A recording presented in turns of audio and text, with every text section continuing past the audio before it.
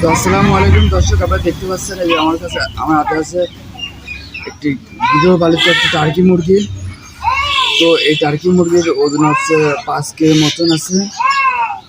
তো অনেকে মনে করে টার্কি মুরগি আসলে ঠুকায়, তা আসলে ঠুকায় না। এগুলো আমাদের হাতে পালিত একটা টার্কি মুরগি। দেখেন কি সুন্দর লাল ফুল। এগুলো যখন রাইখে যায় সেখানে খুলে যায়, এই ফুলগুলো খুলে যায়। টার্কি মুরগি এই যে দেখেন,